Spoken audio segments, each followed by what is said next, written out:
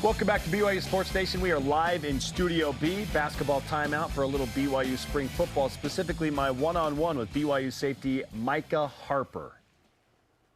Micah, I'd just like to celebrate the fact that it's over 60 degrees and it's not even technically spring in spring football. How does it feel to be out in the sunshine and playing football? Man, it feels amazing. You know, I feel like I'm back in Arizona right now. We got some good weather. You know, the snow on the mountains is starting to warm up, starting to defrost, and, you know, it's looking good out here in Provo, Utah.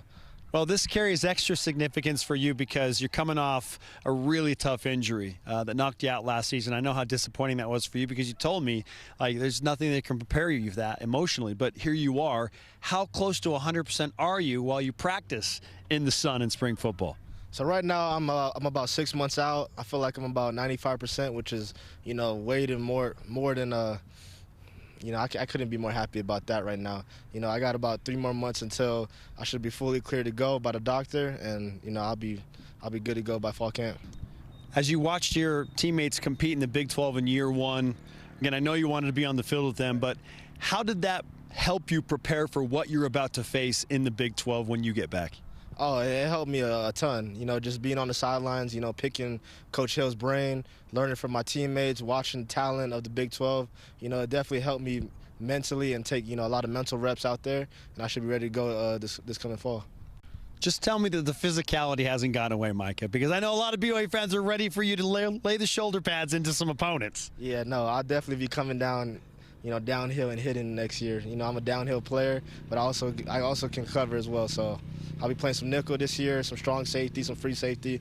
You know, I'll just be all around the field. I was just going to ask you, what is your role going to be? You feel like it'll be that versatile? Yes, sir. So, you know, I like to, Jay Hill, he wants me to be more that, you know, that versatile DB, just so that offenses can't scheme against me. So I'll just be moving all around the defense. Micah Harper is with us on BYU Sports Nation. Because of the rehab and the time off, you mentioned some of the things you've been able to do with Jay Hill. Where do you feel like you've improved the most in your film study and being able to work with Coach Hill as your defensive coordinator? I would say definitely just knowing what the offense is going to do just by looking at their formation. So lately I've been on the sidelines just watching the field or watching the practice, and I'm able to call out the plays before they even, you know, snap the ball, just looking at the formation, you know. And I feel that just knowing, being in the defense for a year, knowing the defense, how Jay Hill wants to run it, and just getting that beat on what the offense is trying to do, you know, I should be making a lot of plays this year. Where do you feel like the defense has taken the biggest step forward from last season to where you are in spring football right now? I would just say just knowing the defense. You know, the first year it was kind of hard because, you know, we're in a new conference playing against better talent.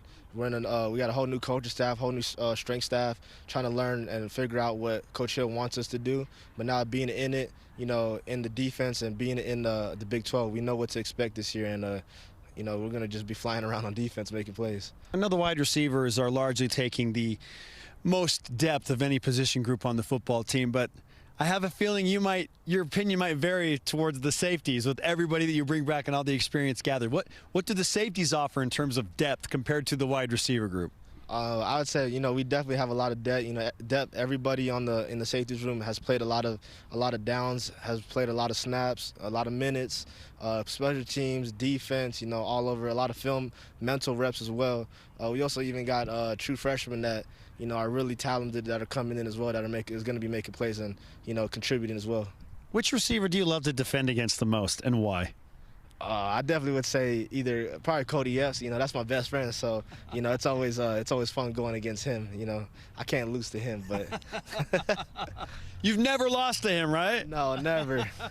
He's won some battles. You know, Cody's very talented. You know, it's the reason why he's a two-time All-American. He's an All-American in high school.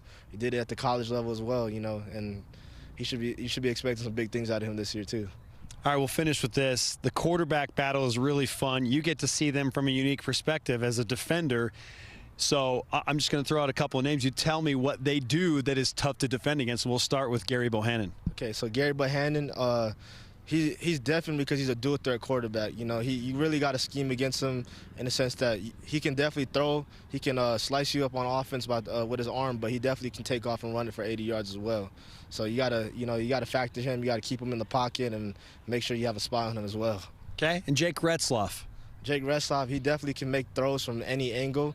You know, he has a unique throwing motion, and you know, I think he kind of gives it like a Patrick Mahomes type of vibe in the sense that, you know, he can really just make every throw from any angle as well. Okay, and then I'll just group in the remaining quarterbacks. Who has impressed you of the other guys? Is it Mr. Bourget, or is it Ryder Burton, or is it Cade Fennigan? Who's impressed you there? I would say definitely Trayson, you know, just coming in. I can tell that he's definitely learned the offense. I've heard a lot of good things about him from the coaches as well. I've seen him make a lot of good throws. Coach Hill has this saying that the great ones make it look easy, and he's very poised as well back there. You know, for someone that just transferred in, you know, Gary, he has you know, I guess an advantage because he's played in an offense similar in the past. But, you know, Trayson just coming from a totally different offense, you know, being someone that's younger in college, you know, I think he's definitely made a good impression on the coaches and the team so far. Mike, I know you're all in on BYU sports. I see at several events, baseball games, softball games. You're supporting the crew. Certainly you're dialed in on what's happening with March Madness and BYU basketball. What's your message to Mark Pope and the BYU basketball team as they take on March Madness? You know, just go out there and do what they do best. You know, they had a great season this year. You know, I've been all in going to the games, and you know, they just play their ball. You know, BYU and Cougar Nation will be proud. Mike, I appreciate the time, man. I'd love to give you some BYU Sports Station karma as you continue to heal up. Let's get you back to 100%. Yes, sir. Thank you, man. Thank you for having me.